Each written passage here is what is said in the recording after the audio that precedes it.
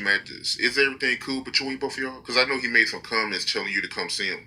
Oh, he's part of that thing, too. Have you noticed at home with Judge Mathis with all of that rainbow stuff that they push?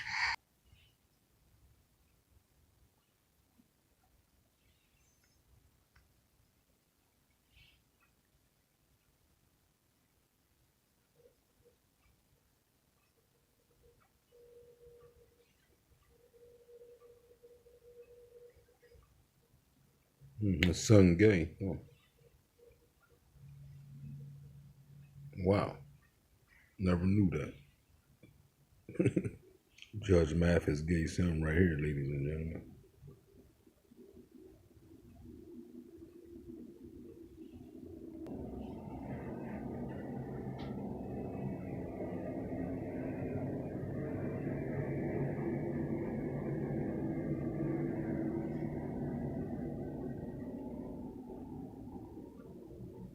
Magic Johnson's son right there.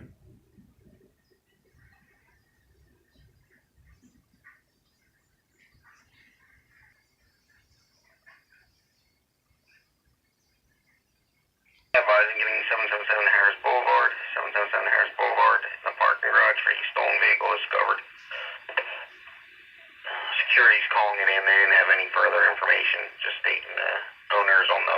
We already know Magic Johnson's son, Amook.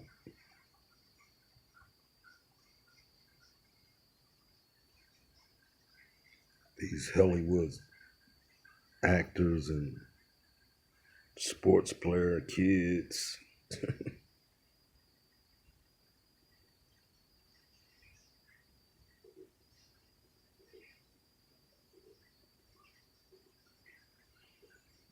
Have you noticed at home with Judge Mathis with all of that rainbow stuff that they push?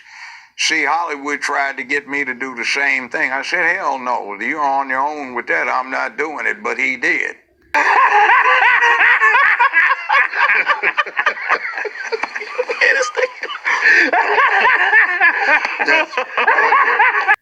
See, he punked out and joined the gang, and then he says he got out when his mama got sick. So he does his thing, and one of the most embarrassing moments I ever had as a black attorney or as a black man was in front of 5 members of the U.S. Supreme Court in the Second Circuit Court of the Judiciary. They were having a judicial conference. They had invited me, Judge Napolitano, and Judge Mathis to lecture them for 2 hours on television in the courtrooms because at that point, 20-some years ago, the U.S. Supreme Court and the appellate courts of the United States and other courts were concerned about opening the courts back up again to broadcast media. He declined the show and he said, I'm sorry, I'm rehearsing for a gospel play. Like how you support the rainbow, meaning gay people. Mm-hmm. Now, your son is gay. And my brother was, my favorite brother was. Your brother as well. Mm-hmm. Just perfectly fine. And my mother accepted my brother and his friends, so they come over, so it was normalized around me. Yeah. So I found that embarrassing. You're doing a church gospel play and you miss out on an opportunity to address the Second Circuit Court of Appeals for the United States. I think there are 3 or 4 former members of that circuit that are on the U.S. Supreme Court right now. The Supreme Court itself is part of that circuit for educational and continuing legal educational purposes, and you missed the opportunity to do that because you're in a gospel rehearsal. That's clown show stuff.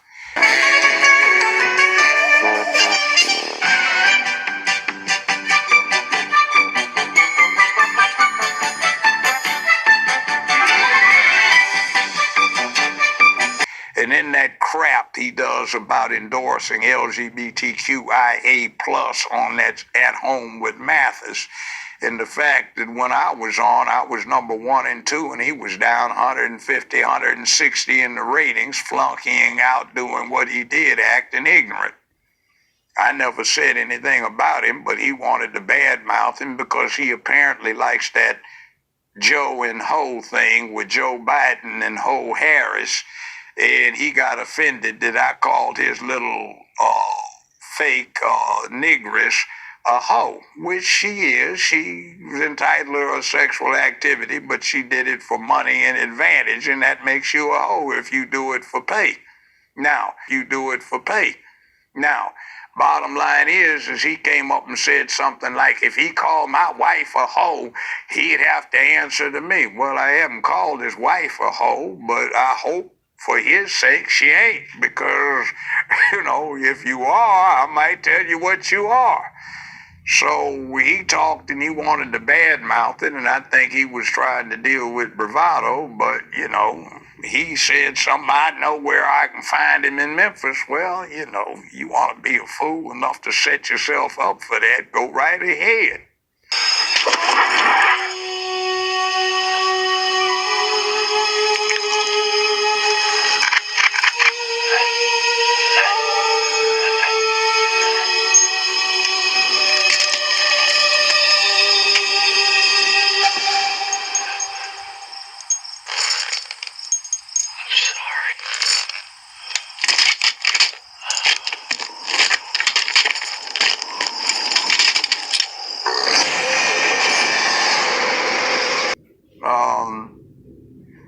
I thought it was foolish, and I thought it was typical, and that's why he lasted so long. I was number one, and number two, the number one money-making show for CBS that they bragged to their stockholders was making the whole operation so profitable, and he was down there. He's one of those shows that makes low-level commercial money, and you can keep on forever, and he was amenable to pushing the rainbow cult. So he did that. See, what they do is they'd invite you to parties, and you go to the party, you first get in this, and oh man, look at all the beautiful women, and then wait a minute, what's that going on over there? What happened? I think I hit a water buffalo. Hey, let me in. Hey, get us the hell out of here. Where's it? Hey, how y'all doing? What is it want? I want you to get up out this car. What I want you to do. Mark, just do what it says. Just do what it says. I got you. I got the wrong guy. Look. I'm Barry Bonds. I'm a baseball player. I know who you are. You can get this right on Slauson and Crenshaw. I got Reggie Jackson and everybody. He said, no. And you pull your cell phone out, baby, what you doing? Look here, I'm leaving this set. Let me drop by and pay you a visit. So I'm getting the hell out of here. And then they start inviting you back. You go back to them, not me. And see, they'd get you caught up in there and get trapped if you fell into that. They take your belt off, help you pull your britches down, your boxes, and bend you over, and, you'd be part of the initiate, that's a catechism, and you'd be helping that out so they can poison the minds of America with, you have no purpose, you have no cause, get rid of your masculinity, be emotional, and, get upset and think somebody's supposed to take care of you. So that was a poisonous thing. So like some other people who were involved, I refused to get involved with, not involved, but other people who were doing stuff. I refused to get involved with that social scene in Hollywood because it's just poisonous. West Hollywood also. Take a look at this huge stage behind me. This is where a lot of people will be performing. And now you're looking at video from the last LA Pride that took place in 2019. Organizers for WeHo Pride believe we will see big crowds that reach pre-pandemic levels for this year's celebration. And that's because it's been such a long time since people have had the chance to celebrate Pride due to COVID. For decades, West Hollywood has been home to one of the largest Pride celebrations in the country. And this weekend is going to be no different. There will be be a weekend-long street fair, music festival, and parade all happening this weekend. Take a listen to what one of the organizers and attendees are saying about this. WeHo has long-standing been home to Pride, and we haven't celebrated Pride in 3 long years. So not only are we kicking off the first time for WeHo, we are bringing Pride WeHo. back for the whole state, the whole WeHo. country. It feels like it's Pride season starting this weekend. We have our own safe space, our own safe day, and our own safe month. This shows that we're all moving forward and we're growing together as a community, and the world is accepting us more. And I feel like we've all grown a lot through this COVID situation. I think with all the adversity the community faces, it's good to make it fun one day or like 1 month to celebrate everyone. So obviously a lot of excitement for people who are just looking forward to being able to celebrate Pride for the first time since 2000. It'll head down Hollywood Boulevard, turn onto Highland, then onto Sunset, before ending on Sunset and Cahuenga. But the party already started yesterday with the LA Pride in the Park in Chinatown. Organizers say 23,000 people attended the colorful event at the Los Angeles State Historic Park. It feels very validating to be in the right space with everyone just so welcoming and not being afraid to just be myself. It means that people like my friend who I love have freedom and express themselves and be happy and shine today. And hopefully it won't be just today, it will be every day. LA Pride is organized by the nonprofit Christopher. Just completely poisonous, and they have an agenda. So, yeah, that's Mathis. He can take his punk self somewhere else and go deal with his rainbow fixation.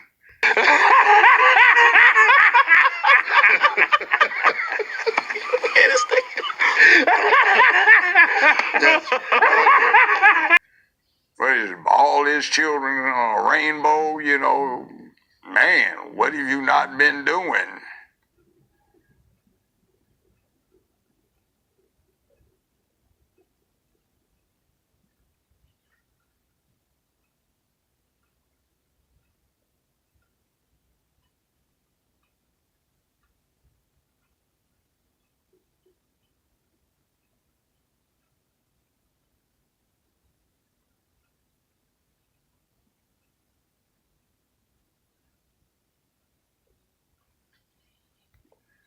They're so sensitive. But anyhow, I found it funny. Yeah,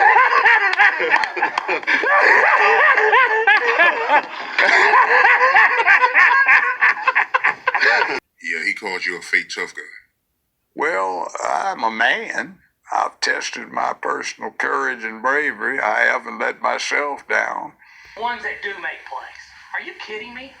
Where are we at in society today? Come after me. I'm a man. I'm 40. I'm not a kid. Write something about me. I've been in some interesting adventures that he hasn't, and I didn't run. I've done some things in the real world he hasn't, so that's okay. I don't consider myself a tough guy. I consider myself a man. I've met Muhammad Ali.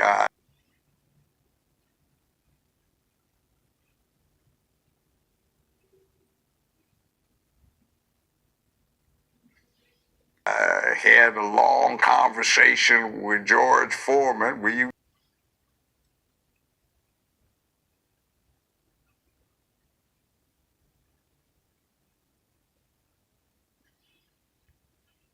used to hang around, He was a nice guy to hang with. I knew Huey Newton.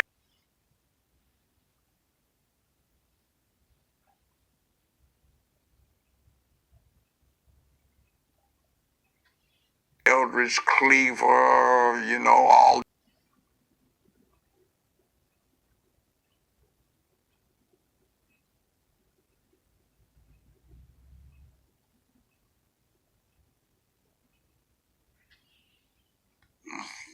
Geronimo Pratt, a.k.a. G, some other people. I was a bodyguard for A-Trap Brown for a week. My good brother was probably one of the foremost martial artists in the world, in Black Belt magazine, said he was probably the most dangerous human alive in North America. And if you want to look him up, that's Clifford Stewart, late of Los Angeles, Dr. Clifford Stewart. So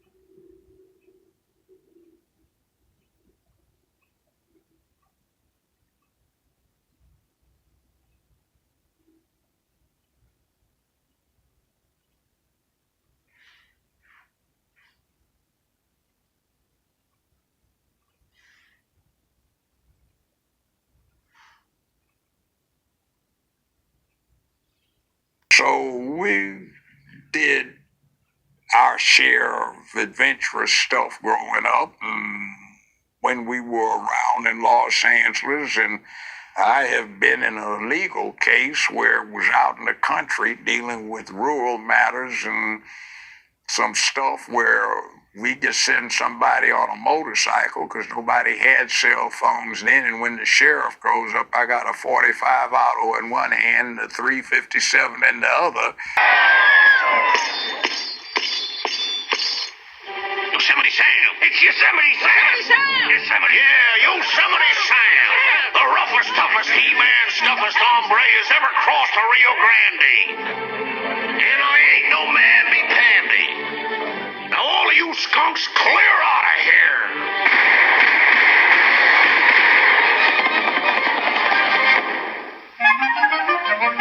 My, weren't there a lot of skunks in here?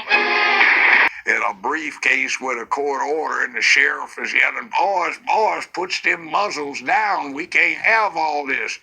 What the hell's going on? Sheriff so-and-so, there's a court order over there. These people are trespassing. So, yeah, other than that, so he has it.